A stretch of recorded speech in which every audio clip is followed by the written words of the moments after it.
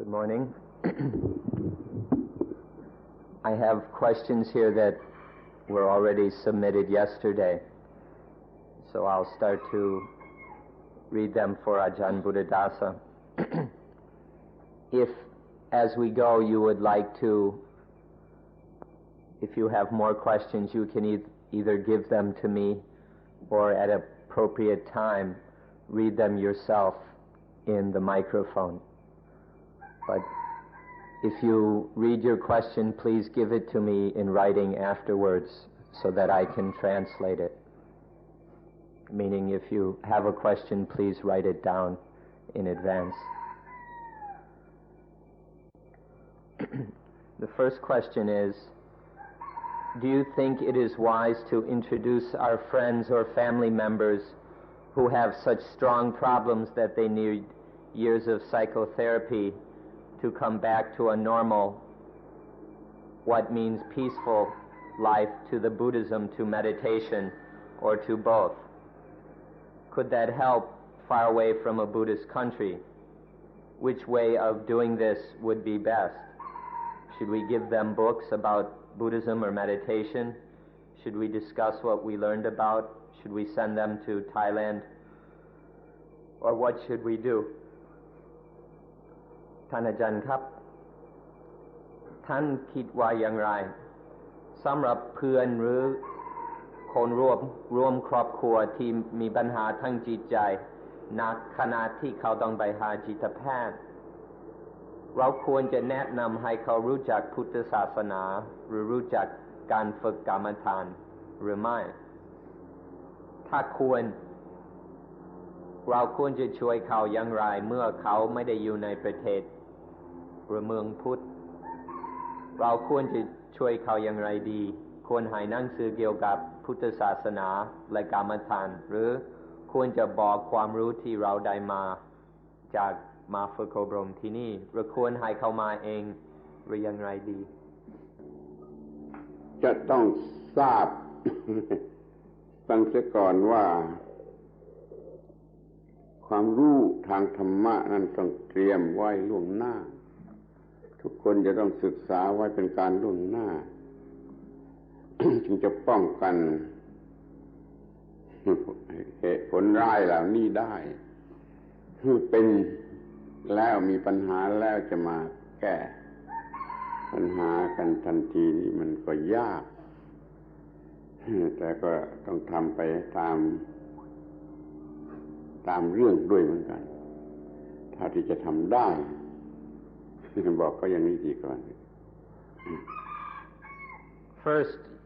you should understand that one should study Dhamma and understand Dhamma in order to prevent such unfortunate situations, like when people have big psychological problems. People ought to study Dhamma first in order to not get into such things. But when people have already gotten themselves into this kind of trouble, then it's much more difficult to deal with, and one can't expect any quick or immediate results. When people already have psychological problems, heavy ones, then we just deal with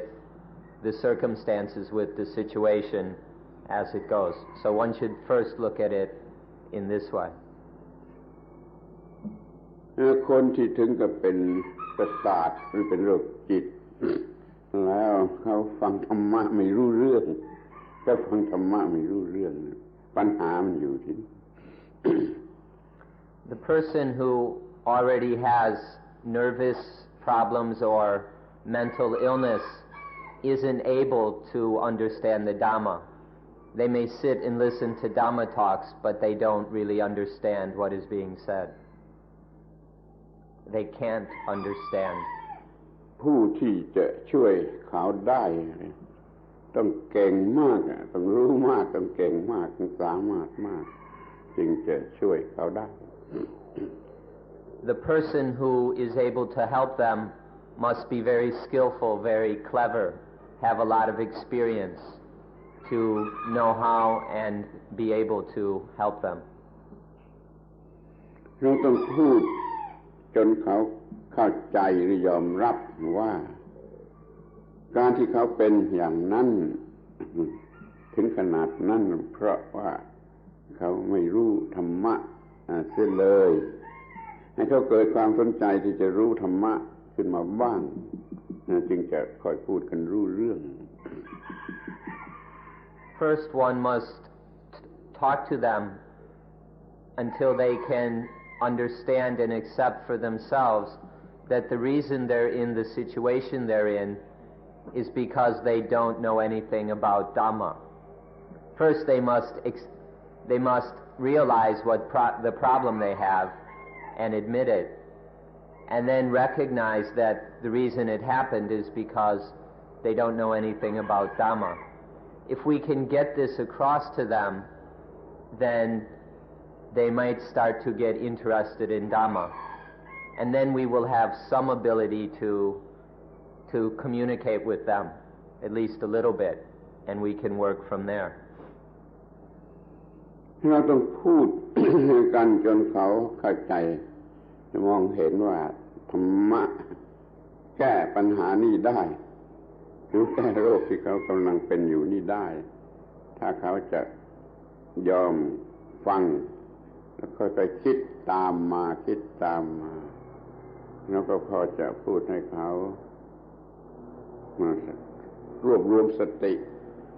กำหนดสติกำจัดความฟุ้งซ่านหรือความเครียดออกไปได้ในเบื้องต้นเขาพอใจแล้วก็ค่อยๆทำต่อไป So we must be able to get across to them that Dhamma can help them. If we can get this idea across enough that they will listen, then we teach them appropriate understanding of Dhamma until they can follow along, and then take what we have told them about and think accordingly, to think in lines with the Dhamma that we are giving to them. And then so that they can start to develop some mindfulness, some awareness, so they can kind of start to pull their mind together to overcome the tremendous dispersion and distraction, restlessness of their mind or their anxiety or the tension and nervousness, whatever it is. If they can start to think in terms of Dhamma correctly, so they can start to pull their mind together and be mindful. หนังสือเห็นจะช่วยไม่ได้สู้การพูดจาชักจูงแนะนำการกระทำสมาธิง่ายAs far as we can see, books won't do any good. Books aren't nearly as good as talking with someone, to talk with them directly, maybe give them some very simple advice about real basic approaches to meditation, and then take it step by step from there. This has some potential. ชักจูงในเบื้องต้นทีละน้อยจนกว่าจิตใจของเขาจะเข้ารูปเข้ารอยเป็นสมาธิขึ้นมาบ้างแล้วก็ทำต่อไป So we encourage them, support them, and kind of lead them along until there is some samadhi, their minds stabilize a bit.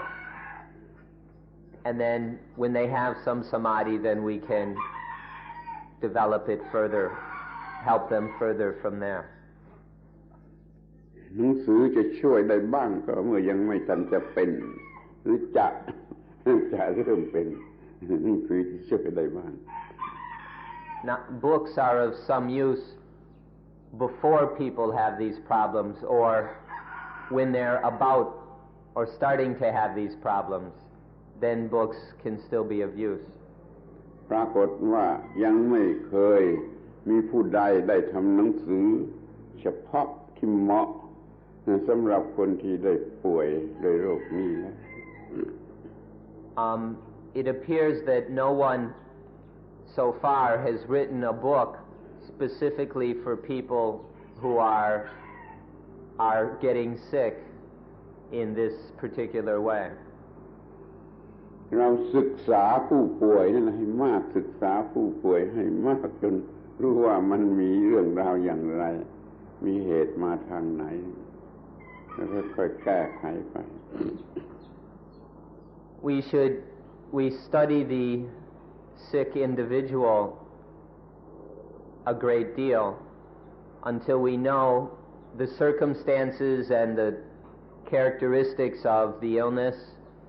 We understand where it comes from. We see how it affects the person. We need to study this person very carefully to learn these things. บางทีเราก็ทำเราเองให้เป็นคนป่วยเหมือนเขาแกล้งทำก็ได้ได้เป็นเพื่อนกับเขาแล้วก็พูดจากันอย่างนี้หรือจะมีผล Sometimes we make ourselves ill in the same way. We kind of fake it like we have the same problem so that we can speak with them more easily.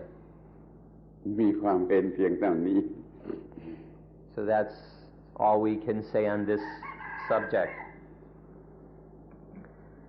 Next question. Do good and get good. Do bad, get bad. But some people do bad things and get good. Please advise on this. ทำดีได้ดีทำชั่วได้ชั่วแต่ทำชั่วได้ดีมีทมไปทำดีได้ดีทำชั่วได้ชั่วแต่ทำชั่วได้ดีมีทมไปอาจารย์จะแนะนำยังไงถามว่ายังไงคือเขาเห็นว่าพุทธศาสนาสอนทำดีได้ดีทำชั่วได้ชั่วแต่เขาก็เห็นว่าหลายคนเขาทำชั่วแต่ได้ดีอาจารย์จะแนะนำคนนี้ว่าควรจะทำความเข้าใจอย่างไรเรื่องทำชั่วทำดีนี่เป็นเรื่องเบื้องต้นเป็นเรื่องแรกศึกษาบางทีเป็นเรื่องปัญญาอ่อนด้วยซ้ำไปถ้าเป็นพุทธศาสนาแท้จริงจะต้องทำชนิดที่เหนือดีเหนือชั่วเหนือดีเหนือชั่วนั่นจะถึงระดับ the mark ของพุทธศาสนาให้ทำดีได้ดีทำชั่วได้ชั่วนี่คอยรู้เขาสอนกันอยู่ก่อนพุทธศาสนาก่อนพุทธศาสนาเกิดในอินเดียเขาก็สอนกันอย่างนี้อยู่แล้วปัญหามันอยู่ที่ว่าเขาไม่มองให้ชัดว่าดีชั่วอย่างไรเขาเอาดีหรือชั่วทางจิตใจไปปนกับดีหรือชั่วทางวัตถุทำดีทางจิตใจแต่ได้ผลยังไม่ได้ผลดีทางวัตถุก็เรียกเป็นทำดีได้ชั่วมีคนทำดีทางวัตถุทางภายนอกแต่มันฟลุกหรือมันเผอิญได้โชคดีอะไรแสดงคนก็เข้าใจว่าได้ดีเพราะทำชั่วนั่นมันเป็นเรื่องเข้าใจผิดเป็นเรื่องสับสนกันอย่าไปหมายมั่นคำว่าดีหรือคำว่าชั่วมากมายนะเราจะหมายมั่นคำว่าอย่างไรดับทุกข์ได้อย่างไรดับทุกข์ได้อย่างไรดับทุกข์ได้อย่างนั้นมากกว่า This business of do good get good do bad get bad is still rather immature. It's kind of on a level for people who aren't so intelligent. So one ought to be careful. This level of understanding isn't quite yet Buddhism. It's not up to the mark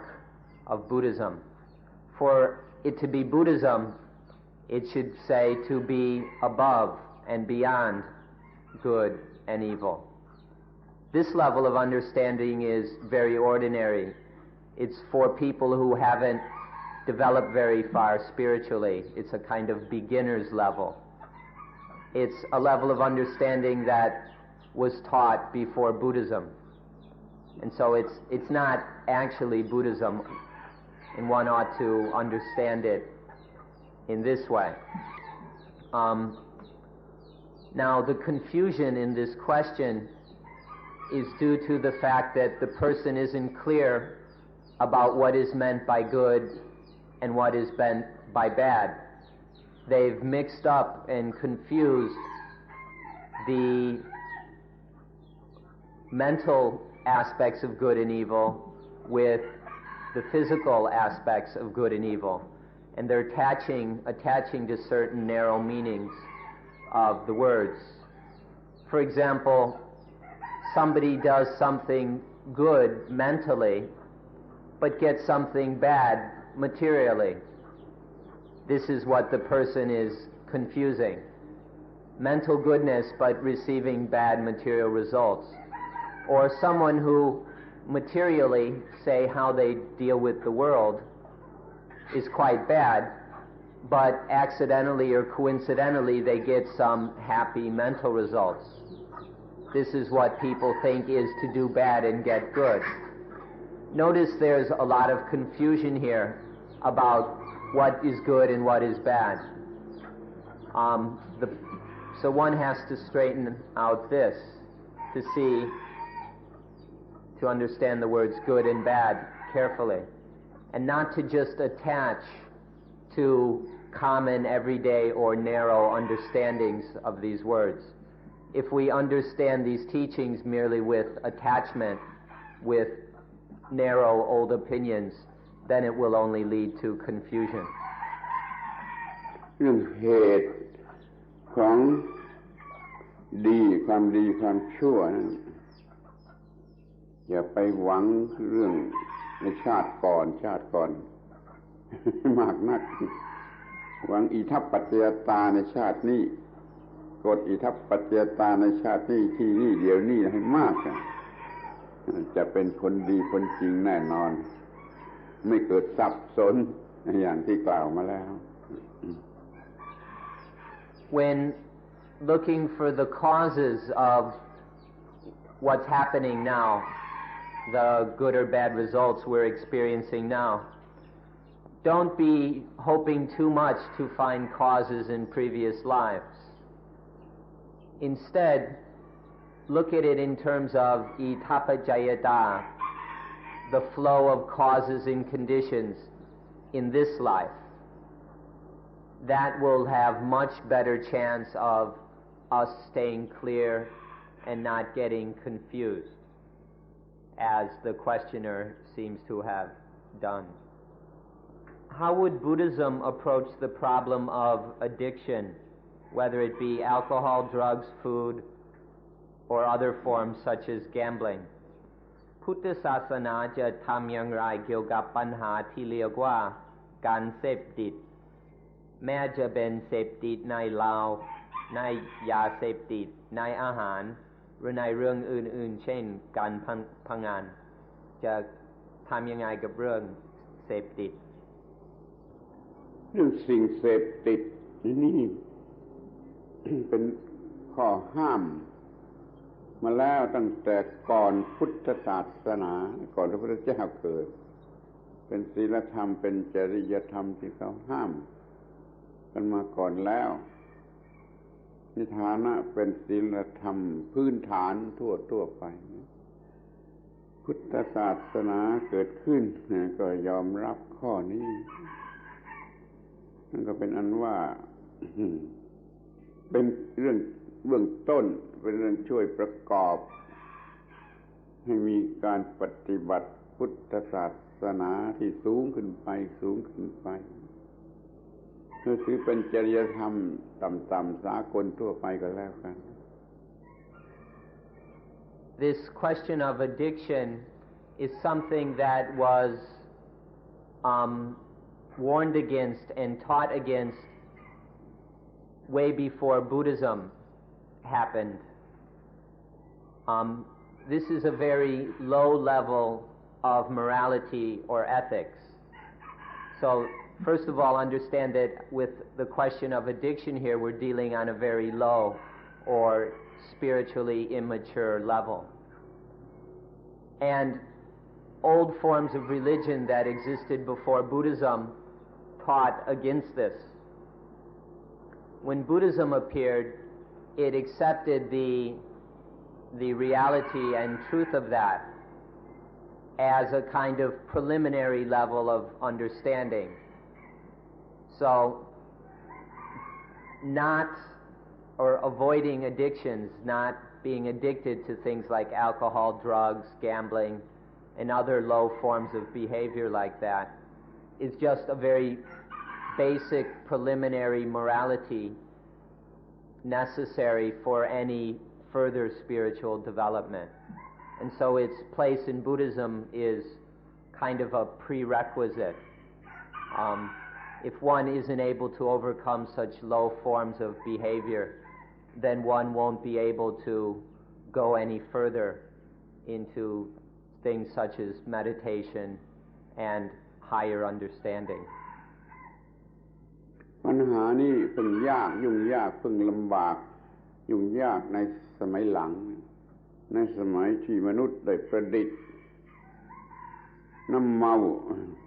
หรือการเล่นการพนันให้มันยั่วยวนมันเป็น attractive มากขึ้นทีหลังปัญหาจึงค่อยเกิดมากขึ้นอย่างเดิมนี้ The problem of addiction was not very important in the old days. It only became a serious problem in later times. I asked him what he meant by that, and he said, let's say since material development became advanced,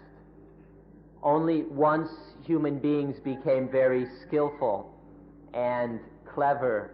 at inventing all kinds of new things to get drunk on, to get intoxicated on. This is it's only after that the problem of addiction has become serious. Previously it wasn't much of a problem. Do you think traveling around the world is just an escape from your responsibility for the society you're involved with? เมื่อวันผมพูดเรื่องความรับผิดชอบมาพูดทำนองว่าบางทีไปเที่ยวต่างประเทศมันคือไม่รับผิดชอบเขาก็เลยถามว่าท่านอาจารย์คิดอย่างไรการเที่ยวรอบโลกเป็นการหนีความรับผิดชอบที่เรามีต่อสังคมของเรา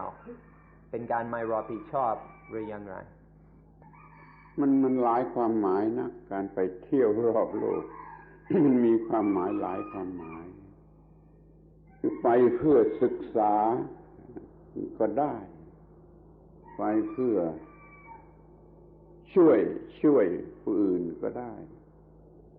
ก็ไปเพื่อความเพลิดเพลินสนุกสนานก็ได้ถ้าเราไปเพื่อเป็นประโยชน์โดยแท้จริงแก่เราเองหรือแก่ผู้อื่นก็เรียกว่าถูกต้องไม่ได้ทิ้งไม่ได้หนีไม่ได้เอาเปรียบถ้าไปเพื่อความเพลิดเพลินดูมันจะไม่คุ้มค่ามีลักษณะเป็นการเอาเปรียบเป็นการหนีหรือว่าเป็นการไม่รับผิดชอบถ้าเราไปเพื่อช่วยเพื่อนมนุษย์รอบโลกมันยิ่งเป็นการรับผิดชอบที่ใหญ่หลวงเป็นการรับผิดชอบที่มากมายทีเดียว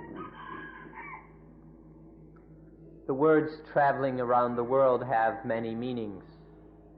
So one has to ask what meaning is meant by these words. One can travel around the world in order to study, to genuinely study things of value and importance. Or one can travel around the world in order to help people in other countries and other societies. Or one can travel merely for pleasure, for fun, for one's personal enjoyment. If one is traveling in a way that is genuinely for one's own benefit or for the benefit of others, then we must say that is correct. But if one is only traveling for pleasure, to have fun, to see strange things or whatever, then that doesn't seem worthwhile to us. It doesn't seem very correct. It seems to be a bit irresponsible. It's kind of to take advantage of the world or of others, to travel merely for one's own enjoyment and pleasure. But if one travels for the sake of genuine learning or to help others, then one isn't taking advantage of anyone. In fact, if one is able to really be of help in other countries, then that's of enormous benefit for the world. And that's you can't call that irresponsibility. That's to be really responsible. That's a very high level of responsibility to be able to help in other cultures and countries. But if one's merely traveling for fun, then that doesn't seem worthwhile to us. It seems rather irresponsible. เดี๋ยวนี้มันมีสิ่งช่วยประหยัดให้เราไม่ต้องไปคือมันมีหนังสือข่าวหรือว่ามีการติดต่อมันโลกมันเล็กลงเราก็สามารถจะรู้เรื่องเกี่ยวกับโลกได้โดยไม่ต้องไปเราใช้ประโยชน์จากส่วนนี้เสียก่อนที่โดยไม่ต้องไปให้รู้จักโลกโดยที่ไม่ต้องไปให้เต็มที่เสียก่อนถ้ามันยังไม่พอเหลือจากนั้นจึงค่อยไปอย่างนี้จะเป็นการประหยัดมากที่สุด Nowadays there's a lot of technology which can help conserve resources. There are books, there are videos, there's lots of forms of communication and information exchange, which has made the world much smaller, and so it's not so necessary for us to go personally. We can learn all kinds of things about the world without leaving home. So one ought to use this approach first in order to conserve resources. Learn what you can from books and other sources. And only after doing that, if that isn't enough for one's needs, then maybe one has to travel. But there are less expensive ways to go about it, to try first. ขอแนะนำโลกอีกอย่างหนึ่งก็เรียกว่าโลกอื่นปรโลกอื่นด้วยเหมือนกันโลกนี้ไม่ต้องไปไหน ไม่ต้องตายแล้วไม่ต้องรอต่อตายแล้วแต่ว่ามันเที่ยวไปข้างในเที่ยวไปข้างในในจิตในใจในความรู้สึกของตัวเองได้พบความแปลกความประหลาดจากที่แล้วมาคือมีลักษณะเป็นอย่างอื่นเราไปเที่ยวโลกอื่นซึ่งมีอยู่ในตัวเราเองให้มากๆให้รู้จักมากๆนี่อย่างนี้อาจจะมีประโยชน์มากกว่าไปเที่ยวโลกอื่นในทางวัตถุ Allow us to point out another world. This is called in Pali Paraloka, the other world. This is the world of the mind, the world inside. One can travel in this world without having to go anywhere, without spending any money. One can, with mindfulness, travel around the world inside and see all kinds of strange and marvelous things, learn all kinds of wonderful and profound things. So we'd like to point out to you the other world, or another world, the world inside, that one can travel in the mind. ปฏิบัติอานาปานสติหมวดที่3จิตตานุปัสสนามากๆนั่นจะไปเที่ยวโลกอื่น ในภายในได้มากมายมหาศาลทีเดียว To practice anapanasati in the third tetrad, which is contemplation of mind, this will allow one to travel in all kinds of other worlds. One will have plenty, all the experience one needs traveling around the other world. Buddhism specifies that there is no self at all, no permanent center in anything, nothing that does not change. But isn't the element of consciousness, which is found in all living things, that unchangeable center? And though it may not be called a self, as ego is self, it is in its purified form, that found in Nibbana, the essential spirit of all living things. So while we do not contain self, while the self is illusion, spirit is not. We contain spirit. Spirit is real. So พุทธศาสนาชี้แจงให้เห็นว่าไม่มีตัวตนในทั้งปวงไม่มีจุดศูนย์กลางที่ตายตัวไม่มีอะไรที่ไม่เปลี่ยนแปลงแต่ธาตุแห่งวิญญาณหรือวิญญาณธาตุที่มีอยู่ในสิ่งที่มีชีวิตทั้งหลายอันนี้เป็นจุดศูนย์กลางที่ไม่เปลี่ยนแปลงมีใช่หรือแม้แต่เราอาจจะไม่เรียกมันว่าเป็นตัวตนเป็นอีโก้เช่นเราเรียกว่าตัวอีโก้เป็นตัวตนเมื่อมันบริสุทธิ์เมื่อวิญญาณธาตุนั้นบริสุทธิ์เช่นที่มีในพระนิพพานอันนั้นไม่ใช่สปิริตที่เป็นแกนแห่งสิ่งที่มีชีวิตมีใช่หรือเพราะฉะนั้นแม้แต่สิ่งทั้งหลายไม่มีตัวตนนี้ก็เป็นมายะแต่สปิริตก็ไม่ใช่มายะเรามีสปิริตนี้เป็นของแท้จริงเข้าใจคำว่าสปิริตในความหมายในอาจารย์ต้องเดาเอาเองเรื่องนี้ ลำบากยุ่งยากที่สุดแต่มันเกี่ยวกับภาษาต่างหากภาษาที่พูดกันอยู่นะตัวตน มันเป็นในสิ่งหนึ่งที่ต่างออกไปจากธรรมชาติถ้าเราจะใช้คำว่าโซลนี่มันจะง่ายกว่าคือมันเป็นตัวมีชีวิตตัวความมีชีวิตในด้านฝ่ายวิญญาณคือฝ่ายนามธรรมฝ่ายจิตมีตัวตนฝ่ายจิตมีตัวตนฝ่ายจิตเรียกว่าโซลนี่ตามความเห็นของอาตมาเข้าใจว่ายังไม่ถึงความหมายของคำว่าเซลฟ์คืออัตตาเป็นโซลนี่มันเป็นเพียงวิญญาณธาตุตามธรรมชาติ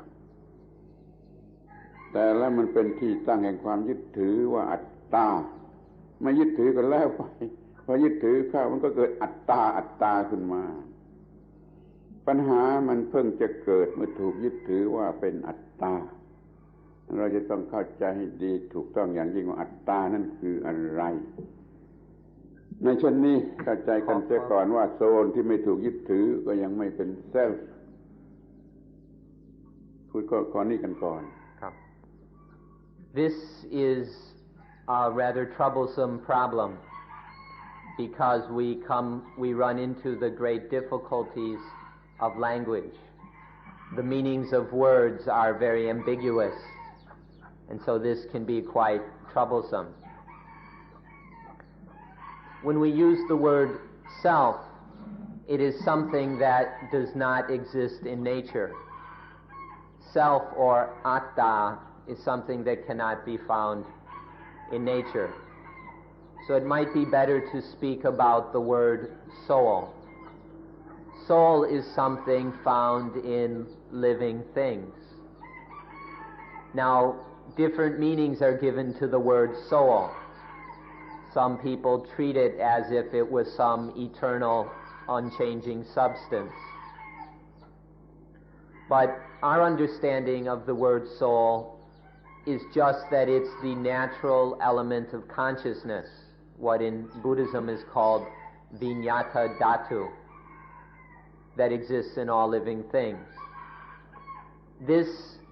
element of consciousness is just something natural, existing on the mental or spiritual level of living beings. It is natural, it exists,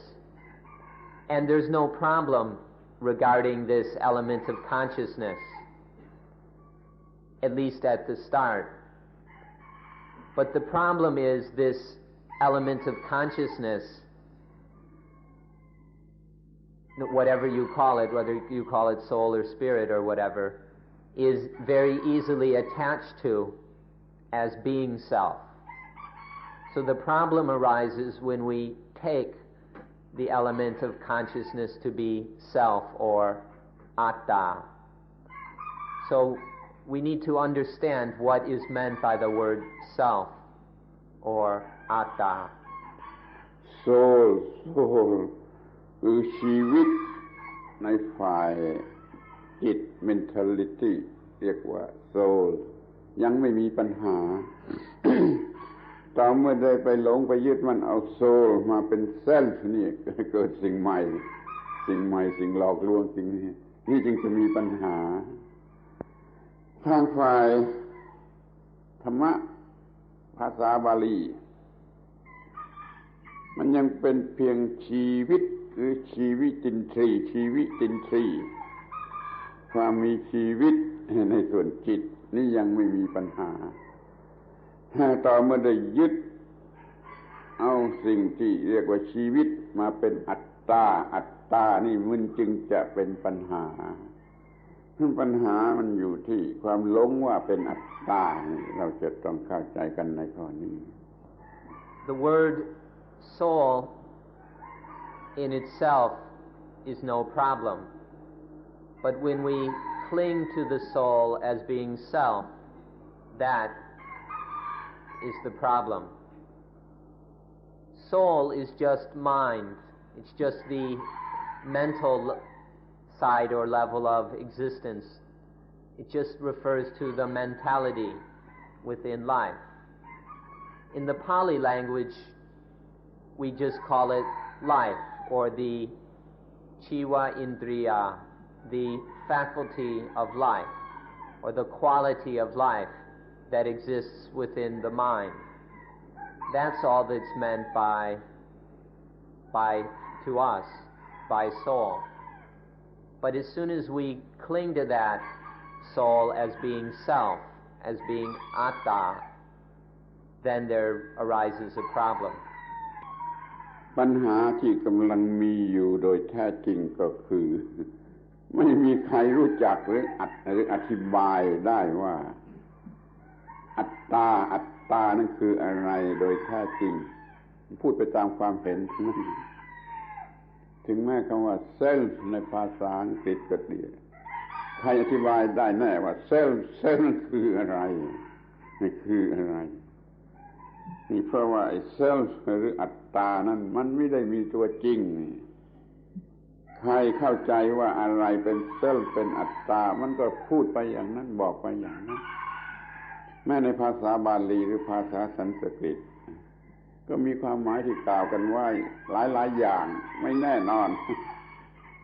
อย่างนั้นอย่างนี้เรียกว่าอัตตาอย่างนั้นอย่างนี้เรียกว่าอัตตาแต่ว่าในที่สุดพุทธศาสนามาถือว่าเป็นความเข้าใจผิดคิดว่าเป็นอัตตาศาสนาอื่นก็เอาเป็นตัวจริงเป็นอัตตาตัวจริงมันเราก็เลยต้องแยกกันเราไม่มีอัตตาไอ้สิ่งที่มีตามความรู้สึกว่าตัวกูตามธรรมชาตินั้นเราไม่ถือว่าเป็นอัตตาเราถือว่าเป็นความเข้าใจผิดความโง่ความหลงเป็นความยึดมั่นว่าตัวตนอหังการะมังการะความโง่ออกมาว่าตัวกูว่าของกูนั้นไม่ใช่ตัวตนแต่บางพวกเขาถือบางลัทธิเขาถือเป็นตัวตนโดยแท้จริงพุทธศาสนาไม่ถือตัวตนที่นั่น นั่นแหละปัญหามันจึงอยู่ที่ว่าไอ้ตัวตนหรืออัตตานั้นมันคืออะไรถ้าท่านพยายามอธิบายคำว่าเซลฟ์ได้ถูกต้องเป็นที่พอใจ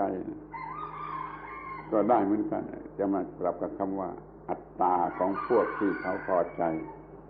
มาเป็นอัตตาแต่พุทธศาสนาไม่จะมีคำพูดว่าอัตตาและประชาชนคนทั้งหลายก็มีความรู้สึกคิดนึกว่าอัตตาคือตัวตนหรือตัวกูก็ยังปฏิเสธว่ามันไม่ใช่อัตตามันไม่ควรจะเรียกว่าอัตตาหรือว่าตัวตนอยู่นั่นเองพูดข้อนี้ก่อน The problem is, what does the word self or atta mean? So far, nobody has been able to explain this word satisfactorily. People have some idea about what self is and then explain it accordingly. But all they're doing is talking about self or explaining self according to their own personal opinions or views. No one has been able to explain self in a universally acceptable way. Nobody is able to show what the self is. All we have are lots of opinions and beliefs about it. So we have the problem of what the word self means. And nobody can explain it because it doesn't really exist. Some people see something and then explain that that is the self, that is the true self. But Buddhism will not accept that anything is self. That thing might be there, but Buddhism can't insist that it is a self. Now most religions have chosen something and claim that that is the real self, that is the true self. And then they explain according to that particular view, opinion, or dogma. But Buddhism, having looked at all those things, can't see that any of them are really a self. Buddhism therefore teaches that all those things are not self. That those things that different groups take to be self are in fact not self. You shouldn't call them a self, you shouldn't take them to be a self. In spite of the fact that many groups in the world are claiming that there is some kind of self and propagating that kind of understanding, and in spite of the fact that the vast majority of people feel they have a self, Buddhism denies that there is anything that really is a self, anything that ought to be called a self. And so Buddhism teaches, don't bother taking anything to be a self, don't bother calling anything a self. So there's this problem about what the word self means. People are explaining it according to personal views, but nobody can prove that their view is correct. If somebody is able to explain the word self in a satisfactory way, then maybe this problem will disappear. But so far, they can only satisfy themselves. They can't satisfy others. สำหรับคำว่าอัตตาหรืออาตมาในภาษาสันสกฤตอัตตาภาษาบาลี ดูที่ตัวหนังสือที่คำพูดที่ศัพท์คำนั้นแล้วมันเห็นเพียงความหมายว่าอยู่มีอยู่ไอ้ตัวที่มีอยู่อย่างแท้จริงมีอยู่อย่างแท้จริงนั่นแหละคือสิ่งที่เรียกว่าอัตตาแต่ก็เถียงกันไม่รู้จักยุติว่าอัตตามาจากรูทของคำว่าอะไรบางคนว่ามาจากอัสสะแปลว่าอะไรอัสสะแปลว่าอยู่ก็ได้แปลว่ากินก็ได้ เลยมีการบัญญัติว่ากินสิ่งทั้งปวงนั่นคืออัตตาอย่างนี้ก็มียุ่งเปล่าๆอัตตานี่คือความรู้สึกที่รู้สึกว่ามีอยู่อย่างแท้จริงมีตัวอะไรตัวหนึ่งที่มีการอยู่อย่างแท้จริงและตัวนั่นแหละคืออัตตาที่มันก็ยังเข้าใจยากก็เกิดความคิดขึ้นมาขยายความออกไปว่า ไอ้ตัวที่อยู่สำหรับจะเห็นทางตาจะได้ยินทางหูจะได้กลิ่นทางจมูกจะได้รสทางลิ้นจะได้สัมผัสทางผิวหนังไอ้ตัวที่อยู่เพื่อสิ่งเหล่านี้นี่แหละคืออัตตารวมใจความว่าที่รู้สึกได้จะคิดนึกได้นั่นแหละตัวนั้นน่ะคือตัวอัตตาความคิดว่าสิ่งที่มันคิดได้นี่คืออัตตาอย่างนี้ก็คิดกันมาแล้วยึดถือกันมาแล้วตั้งแต่ครั้งพุทธกาล 2,000 กว่าปีหรือก่อนนั้นไปอีกความคิดของคนสมัยนี้เช่นเดสกาว่าคอฟิโตเออโกซัมอะไรนี่ว่าฉันคิดนั้นฉันจึงมีก็แสดงว่าเขาถือว่าไอ้สิ่งที่คิดนั่นแหละคือตัวอัตตาใครยอมรับก็เชื่อไปใครไม่ยอมรับก็ไม่เชื่อเพราะว่าแม้ไม่เป็นอัตตามันก็คิดได้นี่มันไม่ต้องเป็นอัตตาไม่ต้องเป็นตัวตนแท้จริงมันก็คิดได้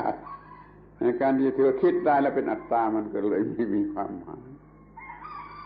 เป็นที่ในที่สุดรวมความว่าไอ้สิ่งที่มันรู้สึกหรือคิดได้ว่ามีอยู่เป็นตัวประธานแห่งการมีอยู่นั่นแหละคืออัตตาเป็นอะไรก็ไม่รู้แน่ใครอยากจะคิดว่าอย่างไรก็คิดไปอย่างนั้นแล้วก็เชื่ออย่างนั้นก็แล้วกันทางพุทธบริษัทคิดว่าไอ้สิ่งที่คิดได้ไม่ต้องเป็นอัตตาไม่ต้องจำเป็นอัตตาจิตที่ไม่ใช่อัตตามันก็คิดได้แต่พวกฮินดูเขาไม่ยอมมันก็ต้องมีอัตตาแท้จริงจึงจะคิดได้เลยแตกแยกกันในทางความคิดแต่แล้วก็ยุติต้องกันในข้อหนึ่งว่าอัตตาแล้วเป็นปัญหาทั้งนั้นอัตตาชนิดไหนก็เป็นตัวปัญหายุ่งยากทั้งนั้นนี่คือตัวอัตตาเป็นปัญหาที่คาราคาซังยุติไม่ได้มาเป็นพันปีนะท่านจงรู้จักอัตตาในลักษณะอย่างนี้และอย่าลืมว่าแม้ไม่ใช่อัตตามันก็คิดได้ไม่ต้องเรียกว่าอัตตามันก็คิดได้เอาล่ะยุติได้เพียงเท่านี้ว่าอัตตาคืออะไร The word atta, which is the Pali form, or Atman, which is the Sanskrit form. Let's look at the meaning of this word. It seems that the original meaning of the word atta means to be or to exist. It means that essence or substance, that thing that truly is, that truly exists. But even this is uncertain. Some of the language experts argue that the original meaning or the root of atta is atsa, and that the meaning of atsa is to eat. Some people say that the meaning of atsa is to be, to exist, but some say it means to eat. And then they explain that atta means that which eats everything else. And then that just confuses the whole issue and makes a mess out of it. But others explain that atta means that which is or that which exists. Now, the way this is usually applied is that atta, applied in common understanding, because before Buddhism existed, all the thinkers and teachers in India said that there was some kind of atta, some kind of self. And it was described in various ways, such as that essence or substance which knows things through the eyes, ears, nose, tongue, body, and mind. The spirit, or whatever you want to call it, that experiences the world through the senses. That is sometimes called the atta. Or other times the atta is the thing that thinks, or the thing that knows, or the thing that experiences. That substance that experiences or thinks is often explained to be the atta. Now, Buddhism can't accept that. Buddhism recognizes that there are things that can see, hear, smell, taste, touch, or things that know through these senses, and there's the things that think. But Buddhism can't recognize that any of these things are self,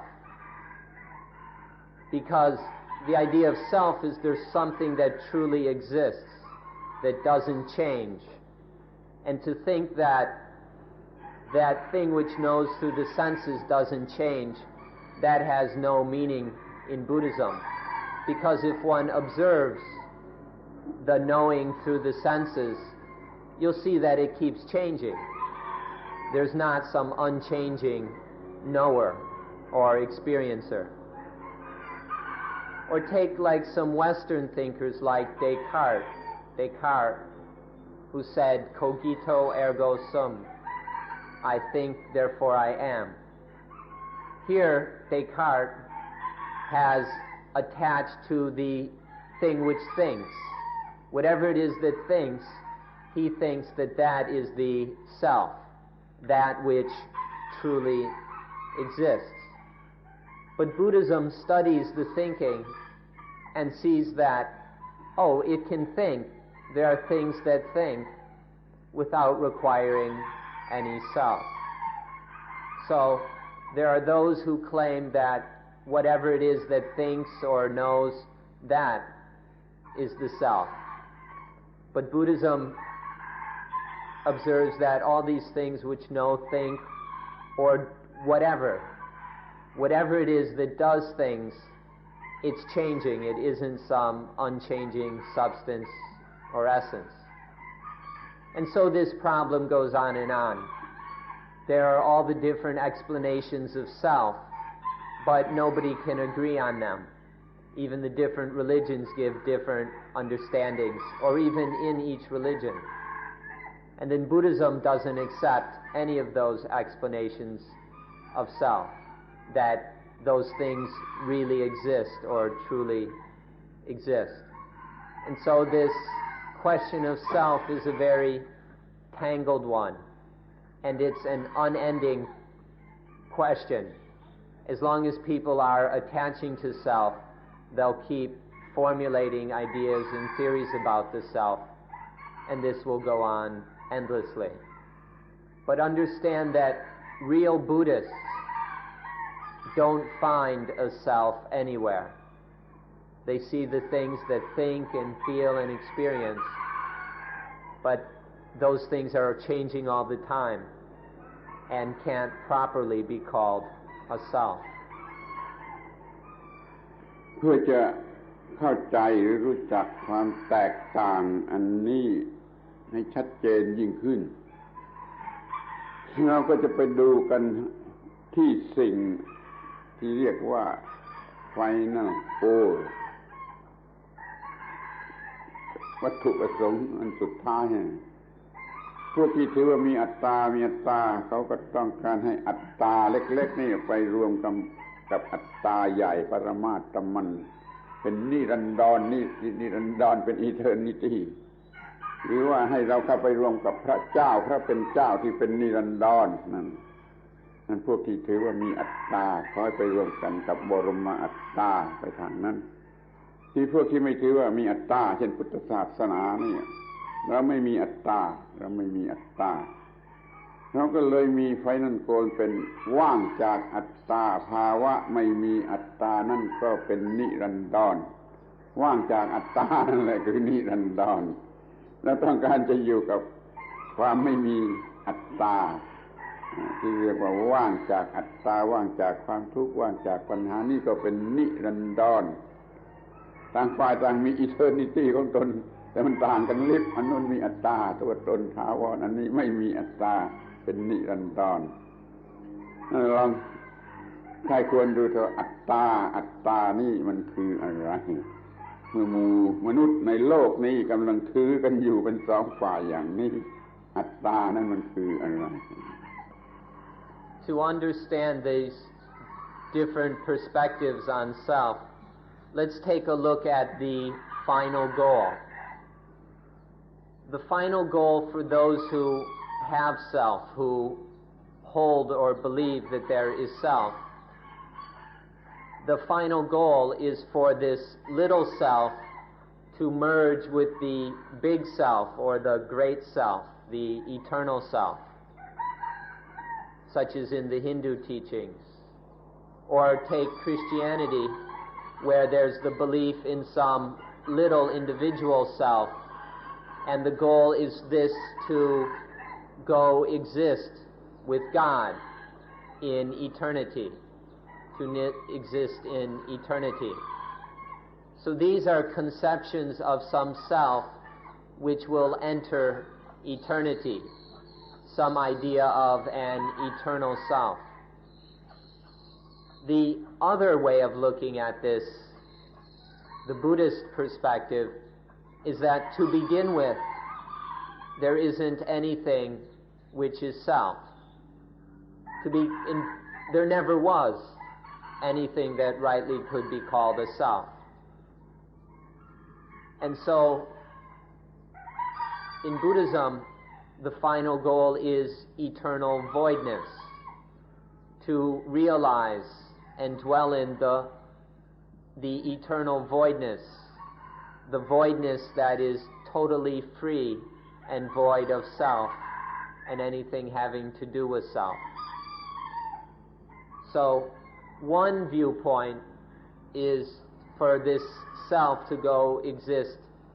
as an eternal self with the great self or with God or whatever. The other perspective is that there never was a self, there never will be, and the final goal is to realize and live in that eternal voidness. So the problem for everyone is what to do. There are these two perspectives on self.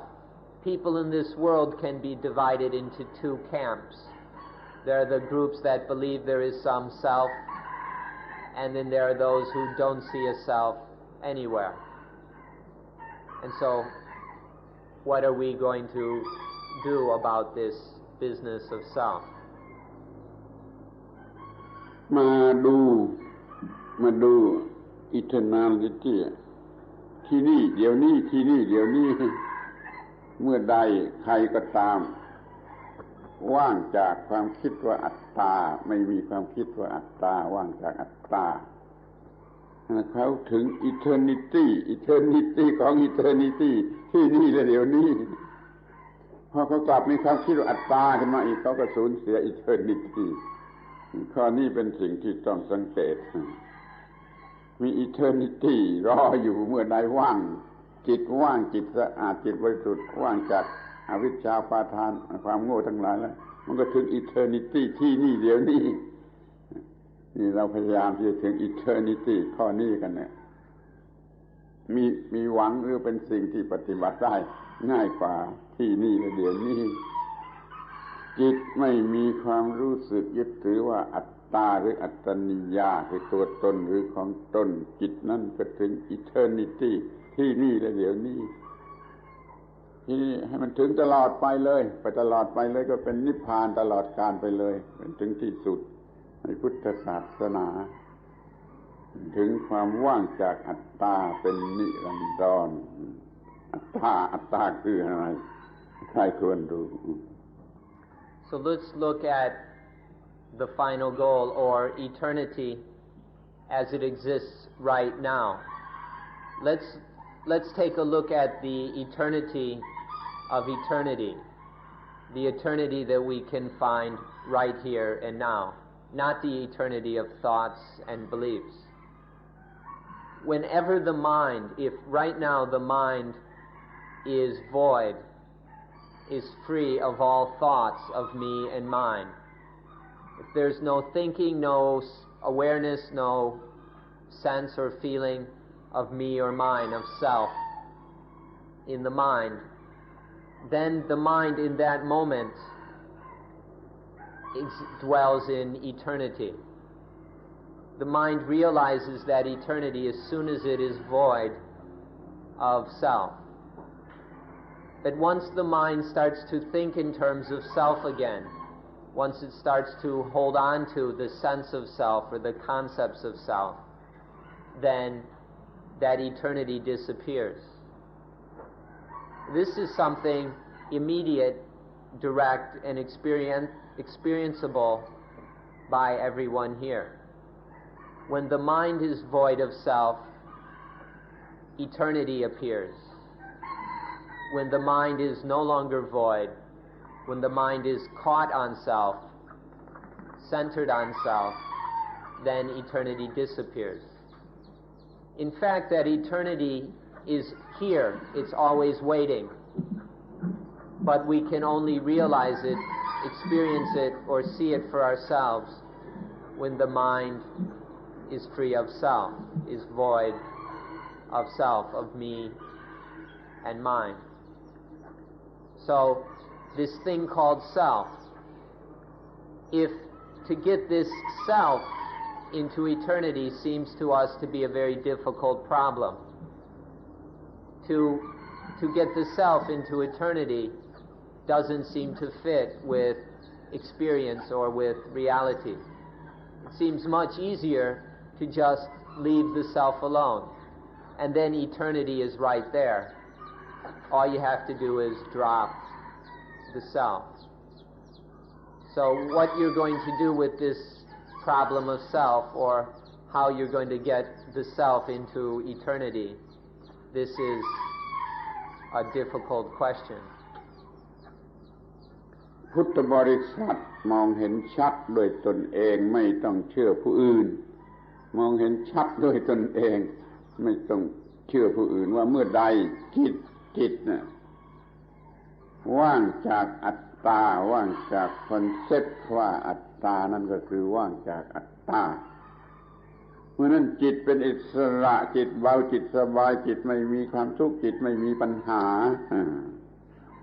เมื่อใดจิตมีคอนเซ็ปต์ว่าอัตตาเข้ามาเมื่อนั้นจิตจะมีลักษณะแบกของหนักมันก็ถือของหนักหรือว่าถูกเผาด้วยไฟหรือว่าถูกแทงด้วยของแหลมๆหรือว่าคลุมไว้ด้วยของที่คลุมที่ปกปิดมันต่างกันอย่างนี้มองเห็นโดยไม่ต้องเชื่อใครเชื่อความรู้สึกในใจว่าพอมีอัตตาก็แบกของหนักมันก็เป็นความทุกข์นานาประการพอว่างจากอัตตาก็ฟรีก็เป็นอิสระพอเกิดถามปัญหากันขึ้นมาว่าโอ้จะหมดความทุกข์โดยวิธีใดจะดับทุกข์โดยวิธีใดเว้ยพวกพุทธบริษัทก็ตอบว่าว่างจากอัตตามันเป็นดับทุกข์สิ้นเชิงพวกฝ่ายฮินดูเป็นต้นเขาก็อัตตาไปอยู่เสียกับพระเป็นเจ้าอัตตาไปอยู่กันเสียกับปรมาตถมันจึงจะหมดความทุกข์มันต่างกันอยู่อย่างนี้ท่านทั้งหลายมีอิสระเสรีที่จะเลือกเอาว่าจะดับทุกข์สิ้นเชิงโดยวิธีไหนโดยวิธีไม่มีอัตตาโดยประการทั้งปวงหรือว่าไปมีอัตตานิรันดรอยู่กับพระเป็นเจ้าท่านเลือกเอาเถอะท่านเข้าใจความหมายของคำว่าอัตตาได้โดยข้อนี้นะ Buddhists don't feel a need to believe anyone else. Buddhists don't accept things on someone else's authority. They investigate things for themselves and only accept what fits with their own spiritual experience. Buddhists observe in their own experience that when the mind is void of self, when there's no thoughts or feelings of self in the mind, then everything is light. The mind is free. There's well-being in peace. There's no problems. There's nothing that could be called dukkha, could be called pain, or painful or unpleasant or suffering. But then, when the mind isn't void, as soon as there are thoughts of self, as soon as the mind holds on to something as being me, as being self, as this is what I am, immediately the mind becomes heavy, tight. It's no longer free, open, vast, and luminous. It becomes small and heavy. The mind that holds to something as self is burdened. The mind that is void of self is free. Examining things in this way, that when their mind is void of self, there's no dukkha, but when the mind is holding to something as being self, that there is dukkha, then Buddhists ask, well, in order to be free of dukkha, which is the goal of all religions are seeking the end of suffering, then Buddhists respond, well, the best way, the easiest way to get free of suffering is just to be free of self. Having observed how when the mind is void of self, there is no dukkha, no pain, nothing unsatisfying, no dukkha, then they see that voidness of self is the way to deal with the problem of dukkha. Now the Hindus see it differently. Their approach to suffering is to take the self, to merge with the eternal self or the supreme self, the Paramatman, which means supreme self. And the Christians, their approach is for the self to do whatever is necessary to go live in the kingdom of God. But the Buddhists see that the best approach is to just be void of self. Now all of you are free to examine things for yourself and to choose as you see fit. So these are your choices. A self that is going into eternity, or eternal voidness of self. It's up to you which you choose. ทุกคนอาจจะสังเกตเห็นได้ด้วยตนเองพอมีความยึดถือว่าอัตตาขึ้นมาในใจมันก็มีความหนักมีความทุกข์มีความร้อนถ้าไม่มีความรู้สึกว่าอัตตามันก็ไม่มีความรู้สึกหนักรู้สึกเป็นทุกข์หรือรู้สึกร้อน ข้อนี้มันก็ได้ใจความสำคัญว่าอัตตาคือผู้กินอัตตาคือผู้กินอัตตาก็กินจิตใจของผู้มีอัตตาจิตใจของผู้ใดมีอัตตาอัตตามันก็กินจิตใจของผู้นั้นให้เจ็บปวดให้เดือดร้อนให้เป็นทุกข์นี่ก็มีความหมายอย่างหนึ่งเหมือนกันที่เขาแปลคำว่าอัตตาแปลว่าผู้กินเรามีอัตตาอย่างไรเมื่อกินจิตใจของคนนั้นให้เป็นทุกข์ไม่มีอัตตาจิตใจก็ฟรีก็เป็นไม่มีความทุกข์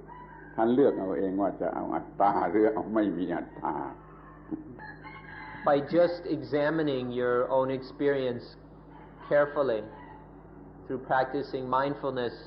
you can see for yourself that when the mind is void of I and mine, void of self, that the mind is free, is light, it's cool, it has no problems. But that as soon as the mind is full of self, that things become hot, intense, that things are heavy,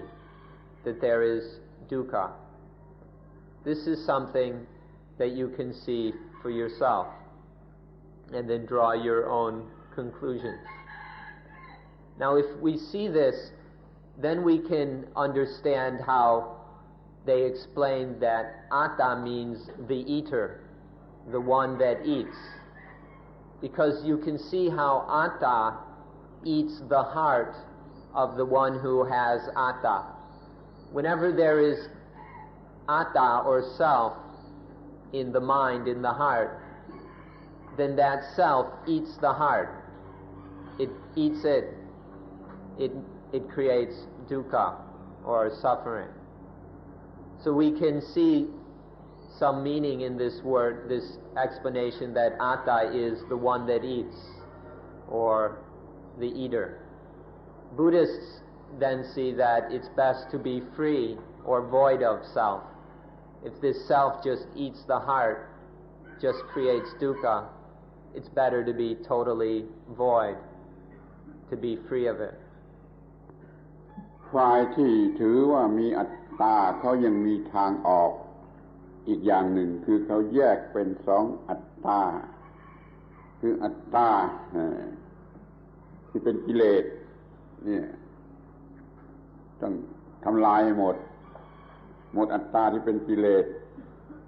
ก็ไปเป็นมีอัตตาแท้จริงที่ไปอยู่เป็นปรมาตถมันเขามีสองชนิดเขาจึงพยายามทำลายกิเลสละอัตตาที่เป็นกิเลสเขาพูดกันอย่างนั้นอัตตาปลอมเขาละแล้วก็ไปอยู่กับอัตตาจริงแต่พุทธบริษัทเราไม่เอาทั้งนั้นขึ้นชื่อว่าอัตตาแล้วไม่เอาทั้งนั้นอัตตามันเป็นของหลอกลวงเกิดมาจากอวิชชาแล้วไม่เอาไม่มีอัตตาจริงอัตตาปลอมมันให้นี่ต่างกันอยู่อย่างนี้ท่านใครครวญข้อความทั้งหมดนี่ดูท่านจะเข้าใจว่าเข้าใจได้อัตตานี่คืออะไรความยากลำบากอยู่ที่ภาษาพูดทำความยากลำบากให้แก่การเข้าใจเมื่อเราเข้าใจเรื่องทั้งหมดแล้วเราก็พอจะสรุปความได้ว่าอัตตานี่คืออะไร Now those that believe in self,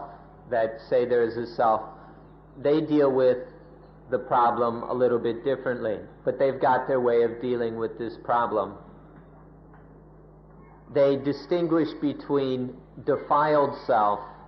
and undefiled or pure self. And so their approach is to destroy or get rid of all the defiled kinds of self or the sinful self. And when all that defiled self is gone, then one realizes the pure self, the undefiled self. So they see things in terms of false self, which they sometimes call ego, and true self, or which is sometimes called the eternal soul. And that one gets rid of all the false self, and then there is the true self to dwell in eternity. So that's the approach of those who have a self. But as soon as you call it self, Buddhism isn't interested. Buddhism doesn't want to have anything to do with anything called self. Because self in any form, whether you call it true or false, is seen in Buddhism as being an illusion. It's just something that deludes us and tricks us. So Buddhism isn't interested in anything that's called self. Instead, Buddhism is interested in voidness of self or voidness from self. สรุปความว่าอัตตาคอนเซ็ปต์ว่าอัตตามีขึ้นมาจากความไม่รู้คืออวิชชาปราศจากความรู้โดยประการทั้งปวงเพราะปราศจากความรู้โดยประการทั้งปวงความคิดผิดก็เกิดขึ้นว่าอัตตาตัวตนนี่อัตตามาจากอวิชชาเปรียบเสมือนยังหลับอยู่ด้วยอวิชชาก็มีอัตตาเรื่อยไปพอตื่นจากหลับไม่มีอวิชชาอัตตาก็ไม่มีพุทธะแปลว่าตื่นจากหลับคำว่าพุทธะนี่แปลว่าตื่นนอนตื่นจากหลับไม่มีอวิชชาก็เห็นความจริงว่าไม่มีอัตตาความต่างกันอยู่กันที่ตรงนี้ถ้ามีอวิชชาก็มีอัตตาไม่มีอวิชชาก็ไม่มีอัตตาท่านเลือกเอาเอง So in summary, atta or self comes from avijja, from ignorance, from not knowing, or from wrong knowing. When there is no avijja, none of this ignorance, then there is no self. But as soon as there is ignorance, then there is self. One takes something to be self. One sees everything in terms of self. So the Buddhist understanding is that self is the result of ignorance, and that when there's no ignorance, there is no self. So that if one can overcome ignorance, if one can see things as they really are, then one sees that there is nothing anywhere that can be rightly taken to be self. Nothing can be correctly, truly regarded as self. Self comes from ignorance. By overcoming ignorance, there is no more self. ทีนี้ก็มาถึงปัญหาที่ยากลำบากที่สุดคือปัญหาที่ว่าพอเราเกิดมาจากท้องมารดาเราไม่มีปัญญาเราไม่มีวิชาเราเกิดมาจากท้องมารดาโดยไม่มีวิชาก็มีอวิชชาท่านพอเกิดออกมาจากท้องมารดาก็พร้อมที่จะหลับหรือจะโง่คือพร้อมที่จะมีอัตตาตามธรรมชาติหรือตามสัญชาตญาณ Now the problem here, another aspect of it we should consider, is that as soon as we're born from our mother's womb, we're ready to take things as self. We're born ignorant. That's not a judgment, it's just the way things go. We're born without wisdom. And so we're ready from the very start to take things as self. So right from the very beginning we begin to see things as self because of this inherent ignorance. เราเกิดมาจากท้องมารดาไม่มีปัญญาหรือวิชามาจากในท้องพอเราออกมาจากท้องมารดา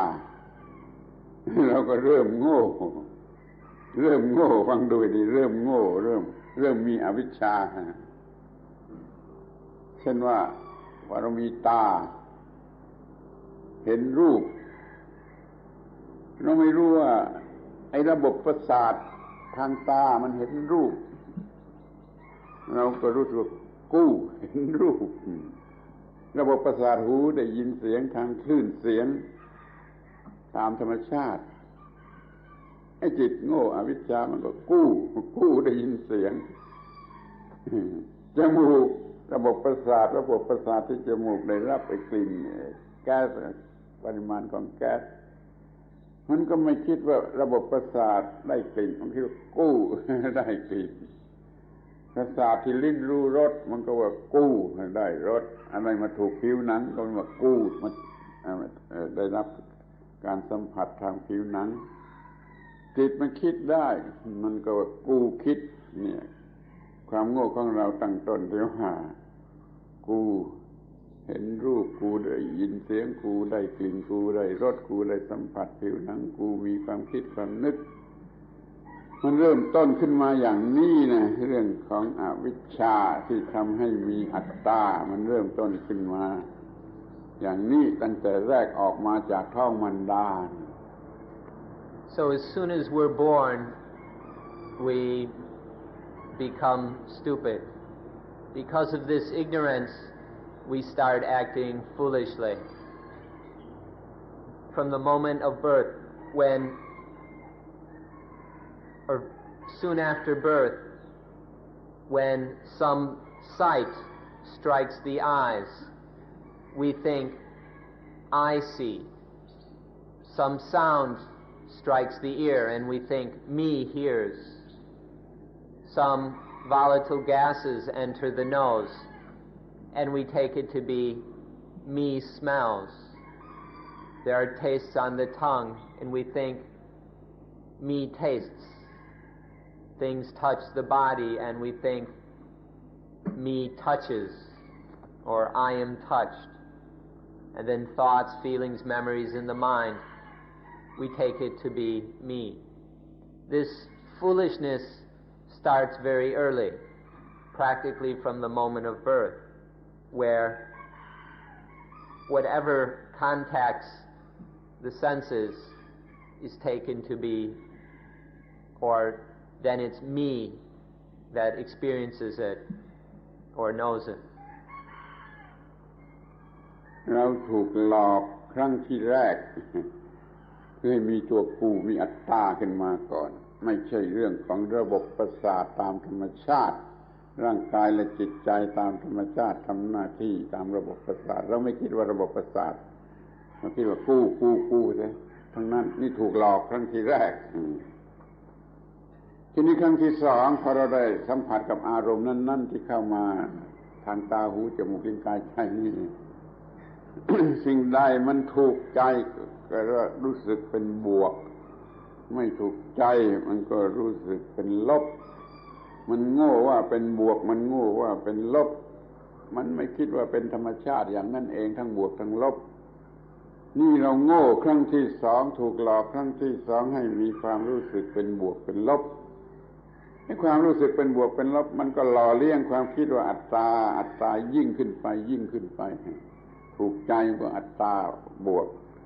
ไม่ถูกใจก็อัตตาลบมันหล่อเลี้ยงทุกครั้งที่มีความรู้สึกเป็นบวกหรือเป็นลบอัตตามันก็แก่กล้าและสมบูรณ์เราถูกหลอกสองหน So we're tricked or deceived every time there's something strikes the eyes, ears, nose, tongue, body, and mind. We take it all to be I see, I hear, I smell, and so on. This is the first round of deception. We're tricked here. But then we're tricked again. Whatever it is that made contact, we're tricked into thinking that's positive or negative.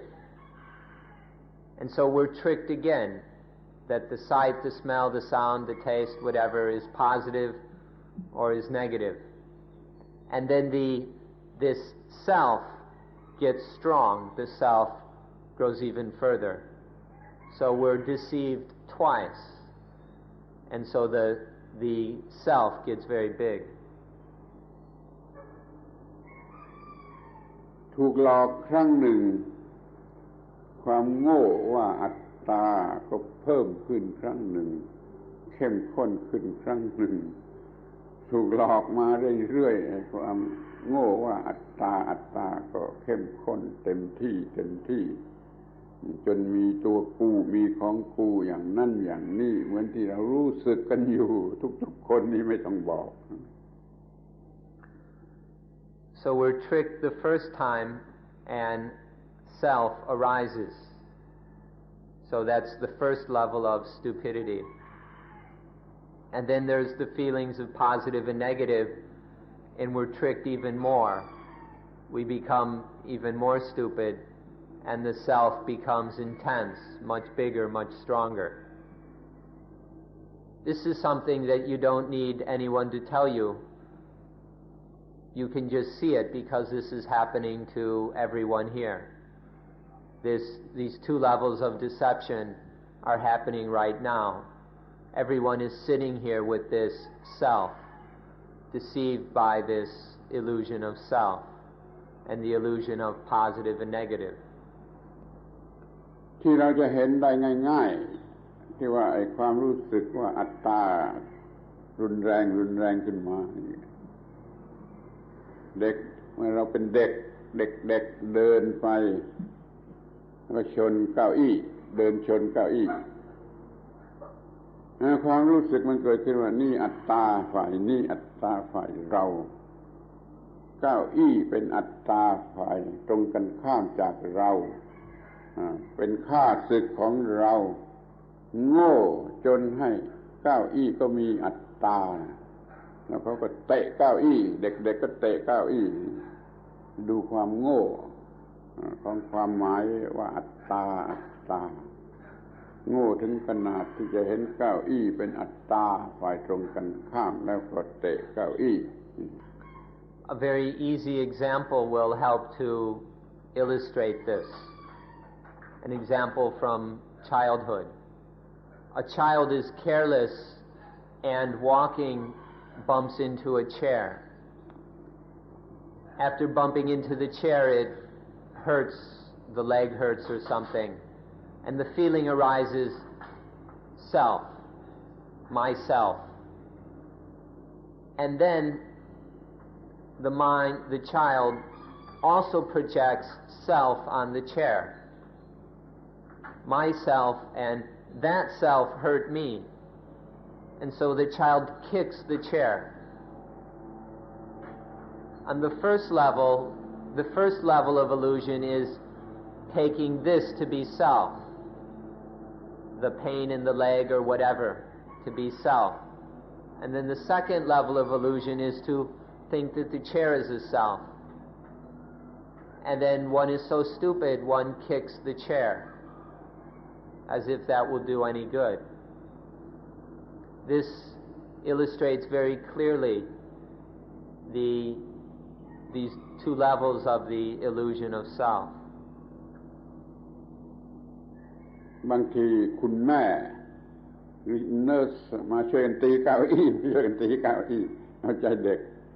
นี่ก็ช่วยเด็กมันโง่มีอัตตามากขึ้นไปอีก Sometimes the mother, father, or nurse will come and kick the chair too to show sympathy or solidarity with the child. And so this just makes the kid even more stupid, not to mention the adults. นั่นแหละขอให้เข้าใจว่าอัตตานี่เป็นเพียงคอนเซ็ปต์ไม่ใช่ตัวจริงไอ้เซลฟ์นะมันไม่ใช่โซลไอ้โซลมันยังโง่ยังไม่รู้เรื่องอะไรแต่ไอ้เซลฟ์นี่มันโง่ไปอีกทางโง่ไปทางเป็นบวกหรือเป็นลบโง่ไปในทางสร้างปัญหาอันนี้เรียกว่าอัตตาหรือเซลฟ์หวังว่าท่านคงจะพอมองเห็นและรู้จักแล้วว่าอัตตานี่มันเป็นมายาdelusive สักเท่าไหร่รีบศึกษาอย่าให้มันหลอกให้มีความรู้ตามที่เป็นจริงแล้วอัตตาจะไม่มีตัวกูของกูจะไม่มีอย่างนี้ก็ถึงที่สุดไปนั่นโกนเป็นพระนิพพาน So all this helps to explain this illusion or the illusions of self. The self is thoroughly stupid. It arises out of an illusion and leads and grows into bigger illusions. The soul is still kind of dumb, but it's not quite so stupid. It doesn't know anything, and it doesn't go around grabbing things to be self. But as soon as self arises, things get really messed up, and everything is upside down and thoroughly stupid. If you study this, if you study how the illusions of self arise and understand it, see it, experience it deeply, then one will see through the self, and self will no longer exist. One will be free of self. There won't be any more self or of self. No me, no mine. And then there won't be any more problems or questions about self. บางทีเราก็ทำลายดินสอหรือปากกาที่เราเขียนหนังสือ โดยเราโกรธว่ามันไม่สนองความต้องการของเราตามที่เราต้องการโง่จนเห็นดินสอหรือปากกาเป็นอาร์เตอร์เซลแล้วทำลายดินสอทำลายปากกานี่คิดดูมันกว้างขวางเท่าไรอวิชชาให้มีอัตตาขึ้นมาแล้วมันก็มีปัญหาทั้งนั้นเป็นปัญหาทั้งนั้น Sometimes we break or destroy our pencil or pen because it doesn't respond to our desires. We want it to do something and it doesn't do it, so we break it or throw it away or smash it. This shows how stupid we can be, how broad and extensive this stupidity about self can be. that we take the pen to be a self and try to punish it and get angry at it, hate it. This is the power of the illusion of self. เราจำคำสั้นๆว่ามีอัตตาที่ไหนมีปัญหาที่นั่นหมดอัตตาแล้วก็ไม่มีปัญหาใดๆเลยเรามาศึกษาธรรมะเพื่อความหมดอัตตาฟรีจากปัญหาไม่มีความทุกข์ยุ่งยากใดๆเพราะหมดอัตตาหมดอัตตา Remember the short words. Please try to remember the words. Wherever there is self, there is a problem. When there is no self whatsoever, there are no problems. There's no hassles, no troubles, no pain, no dukkha. We study Dhamma as the way to be free of pain, to be free of self. We study Dhamma to be free of this illusion of self, to be void of self. And then there are no more problems, there aren't any troubles, nothing is difficult, everything is free. ถ้าท่านประสบความสำเร็จในการปฏิบัติอานาปานสติท่านจะเห็นความจริงเกี่ยวกับเรื่องนี้เกี่ยวกับเรื่องนี้ทุกอย่างเห็นอนิจจตาทุกขตาอนัตตาธรรมัฏฐิตตาธรรมนิยามตาอิทัปปัจจยตาสุญญตาตถาตาตัมมยตาสูงสุดของการเห็นอัตตาไม่มีเหลืออีกต่อไปชีวิตนี้อยู่เหนือปัญหาโดยประการทั้งปวง If you experience success in practicing mindfulness with breathing, then you won't have any more problems with self. If you practice correctly until there is deepening insight and experience of anicca, impermanence, dukkha, the painfulness of impermanent things, anatta, not selfhood,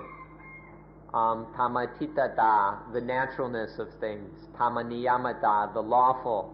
the natural lawfulness, itappajayata, dependence and conditionality, sunyata, voidness, dattata, thusness, and adammayata, the mind that is untouched by anything positive or negative. Then, seeing all of these, there will not be any more illusions or problems with self. And then there are no more problems in life. จากข้อความทั้งหมดนี้ท่านไปศึกษาดูท่านก็จะรู้จักได้เองว่าอัตตาคืออะไร And so from all of this information, all of these observations, you can study the matter for yourself, and then you will know what self is. My problem is that over the last few years, I've spent much of my free time alone. Nothing wrong with that, yet even though I've tried to capture the positive points of myself during this time, there's this strong feeling lurking in the background that I am not whole, or that I am less complete due to not having a meaningful, loving relationship in my life, family excluded. If it matters, I am not promiscuous. Any suggestions or methods to alleviate this feeling or gain a stronger sense of self? We'll not worry about that last phrase, since that's been adequately discussed. He definitely won't tell you how to have a stronger sense of self, but ปัญหาของฉันคือ 2-3 ปีที่ผ่านมาเมื่อมีเวลาว่างก็อยู่คนเดียว ไม่มีใครก็จริงไม่มีปัญหาอะไรแต่แม้แต่พยายามที่จะเห็นแง่ดีในเวลาที่อยู่คนเดียวก็ยังมีความรู้สึกที่รุนแรงพอสมควรว่าเราไม่สมบูรณ์เพราะไม่มีคู่ไม่มีคู่ที่เกี่ยวกับเรื่องความรักในชีวิตของเรานอกจากเรื่องครอบครัวแต่เราไม่ได้เป็นคนที่เลอะเทอะเรื่องกามารมณ์อะไรอย่างนั้นแต่มีแต่ขาดคู่รักมีคำแนะนำหรือวิธีที่เราสามารถจะแก้ไขหรือขจัดความรู้สึกเหล่านี้ท่านควรจะคิดให้สิ้นสุดลงไปเสียก่อนที่ว่าจะมีคู่รักหรือมีครอบครัวนี่จะมีมาเพื่อช่วยกันเพิ่มอัตราหรือเพื่อลดอัตราถ้ามีคู่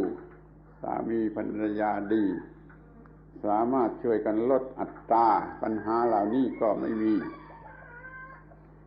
ถ้ามีมาเพิ่มอัตราปัญหามันก็ยิ่งมากขึ้นสามีหรือภรรยาหรือคู่รักก็คือเพื่อนที่ดีที่จะมาช่วยกันลดอำนาจของอัตตาท่านจัดให้ชีวิตเป็นไปในลักษณะอย่างนี้ปัญหาที่ว่ามันก็จะไม่มีเหมือนกัน First, you should ask yourself carefully whether you want or have a lover or a husband or wife for the sake of lessening self or for the sake of enlarging self or increasing self. Does one want a loving relationship in order to build up self or to lessen self? If one is interested in a relationship or a lover, a husband, a wife, in order to lessen self, then one won't have any of these problems. If one is married, has a spouse, has a long-term loving relationship, just arrange it so that it's a way, whether a relationship or a family, so that it's a way to lessen self, to get free of self, and then there won't be any problems. เมื่อท่านมีอัตตาเดียวปัญหาก็มีส่วนเดียวพอท่านมีสองอัตตามาบวกกันเข้าปัญหาก็เพิ่มเป็น2 เท่าดังนั้นท่านต้องมีความรู้ความสามารถความฉลาดหรือมีธรรมะเพิ่มขึ้นเป็น2 เท่าจึงจะสามารถดำเนินชีวิตคู่ชีวิตครอบครัวให้ราบรื่นเรียบร้อยไปได้ขอให้พยายามในลักษณะอย่างนี้ When you've got a single self or atta, then you've only got one set of problems. But when you've got 2 attas or a pair of selves, then you double the amount of problems. And so when there are 2 selves, you have to be twice as intelligent, twice as wise, twice as skillful, and able to deal with the problems of those 2 selves. When one has only a single self to deal with, it's easier. Still difficult, but it's easier. But if you're going to have a lover or a husband or wife and have 2 selves to deal with, you better find the intelligence and wisdom to be able to deal with the problems that arise from that. ชีวิตสมรสเนี่ยมันมองได้ทั้ง2 ฝ่าย คือฝ่ายหนึ่งมันจะ เพิ่มปัญหาเพราะมันเพิ่มอวิชชาเพิ่มความไม่รู้ แต่ถ้าใช้มันถูกต้องมันก็ช่วยลดปัญหาคือใช้ปัญญาใช้วิชารวมกันสองคนช่วยกันทำลายปัญหามันก็ทำลายปัญหาได้แล้วแต่เราจะใช้ชีวิตสมรสไปในทางที่ฉลาดหรือในทางที่ไม่ฉลาดธรรมะช่วยได้ถ้ามีธรรมะมันก็ช่วยไปในทางให้เป็นฉลาดแล้วมันก็เป็นผลดีจะละอัตตาได้เร็วขึ้น If you look at it from one angle, the married life can be a life where ignorance is doubled. The foolishness of two people is put together, and there's just a lot more ignorance. But one can also look at married life as combining the wisdom, the intelligence of wisdom of both, in order to solve the problems of self, in order to overcome the problems of life. So it depends on how you look at marriage. What is your purpose and intention in entering a relationship? Does one do so through ignorance and just merely doubles the amount of stupidity? Or does one do so with wisdom in order to lessen self and get free of self? And then one can use marriage to double the amount of wisdom. The experience and intelligence of both can be put together to help deal with the problems of self in order to get free of self. It's how one looks at it. ชีวิตสมรสถ้าเราโง่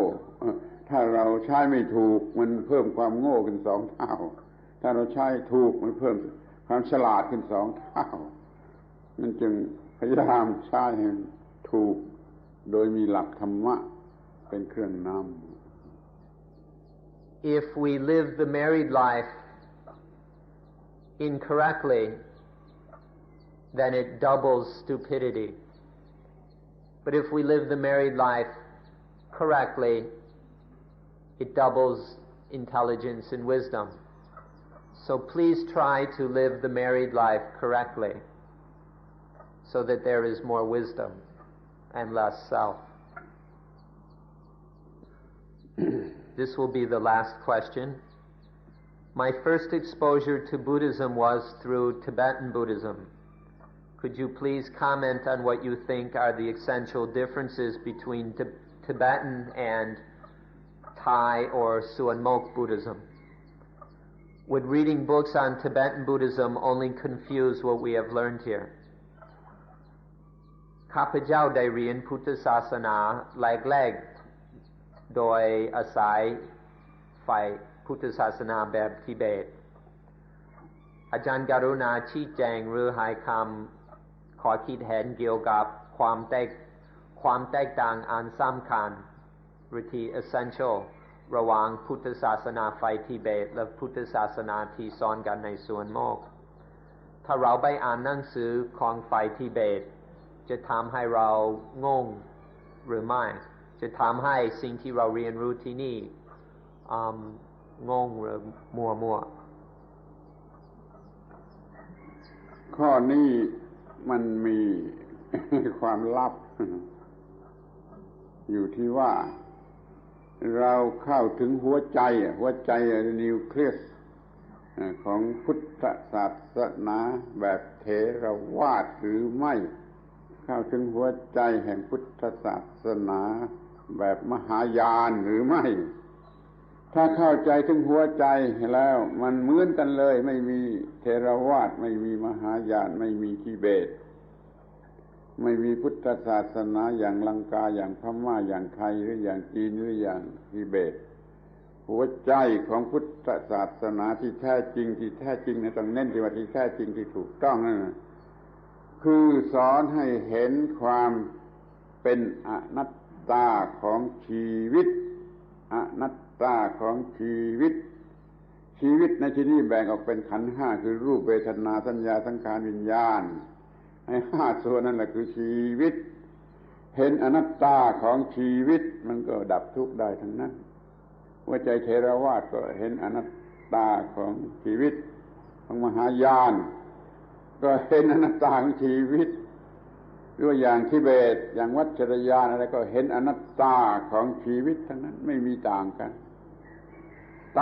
ก็ที่เราไปยึดเอาส่วนนอกๆที่ริมๆที่เป็นเปลือกที่เป็นพิธีรีตองเป็นพิธีการเป็นอะไรที่มันไม่ใช่หัวใจนั่นเข้าถึงหัวใจเถอะเหมือนกันหมดไม่มีปัญหาอะไรถ้าติดอยู่ที่เปลือกก็ต่างกันจนทะเลาะกันปัญหามีเท่านี้หัวใจหรือไม่หัวใจนะ The question we must ask you is, have you gotten to the essence, the heart or nucleus of Theravada Buddhism, the Buddhism presented here? Have you recognized, have you gotten to the essence, the heart of Tibetan Buddhism? If you've gotten to the heart or essence of both, you'll see that they're the same. Now we're talking about the true essence, the genuine essence, not illusions or our own guesses. But if one has gotten to the real essence or heart of Theravada Buddhism, of Mahayana Buddhism, of Vajrayana Buddhism as they teach in Tibet, then one sees that they're all the same. The essence of Buddhism is to see anatta, to realize not self, to realize the fact that life is not self, to see the not selfness of life, the selflessness of life. This is the heart of all forms of Buddhism, whether Thai Buddhism, Sri Lankan Buddhism, Burmese Buddhism, Vietnamese Buddhism,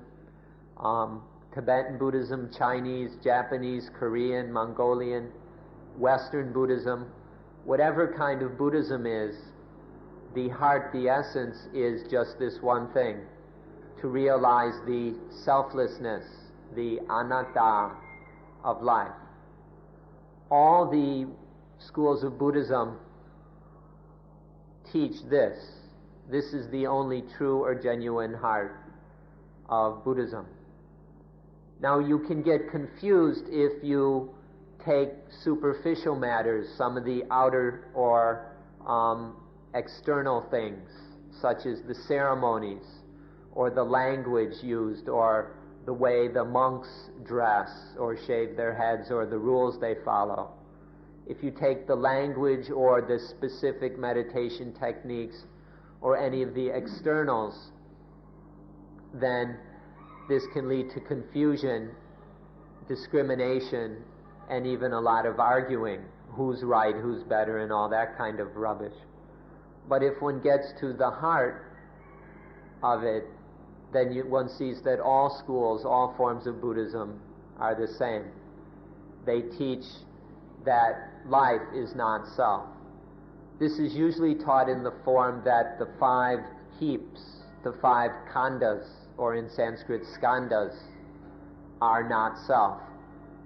The body aggregate, the feeling aggregate, the perceptions aggregate, the thoughts aggregate, and the consciousness aggregate. Each of these are not self. Altogether they're not self. Outside of them there is nothing which is self. Seeing thoroughly that life, or these 5 khandas, these 5 subsystems of life, are not self, this is the heart of all of Buddhism. Once one realizes this essence of Buddhism, then there won't be any confusion. ความจริงมันมีอยู่ว่าการที่ต้องเพิ่มพิธีรีตองต่างๆนานาเพิ่มคำอธิบายแปลกๆออกไปนี่มันจำเป็นเพื่อจะช่วยคนปัญญาอ่อนคนที่มีปัญญาอ่อน หรือว่าจะช่วยแก้ไขคนที่เขาศึกษาอย่างอื่นเรียนอย่างอื่นคิดอย่างอื่นไปทางอื่นมากแล้วนะจึงต้องเพิ่มพิธีรีตองบ้างคำอธิบายอย่างอื่นบ้างเข้าไปในตัวแท้ที่แท้ก็จะช่วยในกรณีพิเศษสูตรมหายานบางสูตรยาวตอนต้นก็เพื่อจะแก้ไขเพื่อจะช่วยคนปัญญาอ่อนเพื่อจะล้างลัทธิเดิมแล้วสูตรนั้นจะจบลงที่อนัตตาของขันธ์ห้าทั้งนั้นไปดูทุกสูตรเป็นอย่างนั้นหรือว่าถ้าเป็นจะคิดช่วยคนทุกคนเป็นสุขาวดีก็ต้องเพิ่มอะไรเข้าไปมากมายมหายานชนิดสุขาวดีต้องเพิ่มอะไรเข้าไปอีกมากมายนี่มันจำเป็นมันเป็นส่วนเปลือกช่วยคนปัญญาอ่อนแต่ถ้าพอถึงแกนถึงสิ่งที่จะเป็นประโยชน์แล้วมันจะต้องเห็นอนัตตาของขันธ์ทั้งห้าอนัตตาของชีวิตหัวใจเหมือนกันหมดทุกนิกายทุกนิกายทุกซับนิกาย Now we have to accept the necessity that new ceremonies, new rituals, new practices, new teachings and explanations will have to be created. There will always be a need for more of these in order to serve the needs of people of, we could say, weak-minded people, or people who aren't very intelligent, people without much wisdom. In order to help them, there will always be a need to think up new ceremonies and so on. And then there will always be a need, the people who have already gone very far in a certain direction, in a certain line of study, in order to correct the misunderstandings involved with that, it will be necessary to adapt new teachings to that situation. So this need will always exist. And so it's inevitable that there will be constantly arising new ceremonies, new methods, new teachings and explanations. For example, if you look at some of the great Mahayana suttas, which are all very, very long, the Theravada sutras or discourses are rather short. But all the famous Mahayana ones, almost all, are very long. In the beginning, they begin with lots of devotional and magical kind of stuff to get the attention of people who aren't very wise, and then to slowly raise their level of understanding. And then there's a lot of philosophical stuff to deal with people who've gotten off the track into philosophical speculations about all kinds of different things. And so these very large Mahayana sutras are having to deal with these different needs. But in the end, the purpose is to draw all of that to the essence of Buddhism. And all the real great Mahayana sutras end with the fact that the five khandhas are not self, with the fact of the voidness of the five khandhas, that life is not self. So the different techniques and methods will keep varying according to the needs, but the essence is always the not selfness of life. Now, to help certain people who are really spiritually immature, then it gets even more difficult. And so there's the need for the so-called Pure Land or paradise schools to give people some kind of heaven or paradise to look for in the next life. This kind of, it's called Sukhavati. This approach is also necessary. We need to recognize that this is the way things are in order to help people of different levels of intelligence from different backgrounds. But we shouldn't get distracted or confused by that. We should see that the heart, the essence of every school of Buddhism, every sect and every subsect is that the five khandhas are not self. Life is not self. อีกทางหนึ่งก็เป็นเพียงวิธีหรืออุบายที่จะปลุกปัญญาให้กระโดดออกมาเร็วๆให้ปัญญากระโดดออกมาเร็วๆเช่นวิธีการของเซนเป็นต้น And then certain methods are just techniques to stimulate the wisdom to leap out quickly. There are certain approaches which are solely designed to kind of spark a sudden leap of wisdom. For example, Zen has some of these. So there are approaches that emphasize this attempt to kind of scare or spark wisdom suddenly. เวลาล่วงไป2 ชั่วโมงแล้วขอบคุณ ท่านทั้งหลายที่เอาปัญหาดีๆมีประโยชน์มาให้ตอบมาให้ดิสคัสกันในที่นี้ขอบพระคุณขอยุติลงโดยความสมควรแก่เวลา So 2 hours have now passed by. We'd like to thank you for giving us so many good questions to respond to discuss in order to make more understanding of Dhamma. So enough time has passed that we must now close. Thank you. ช่วยแจกดอกไม้ Craig, could you help pass out the flowers? On your way out, please get some Indian jasmine. Let its cool fragrance inspire you to seek the coolness when there is no self.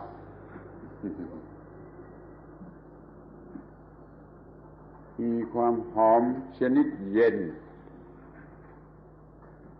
หอมมีชนิดร้อนเดี๋ยวนี้เรามีความหอมชนิดเย็น Some fragrances are hot, but this flower has a cool fragrance.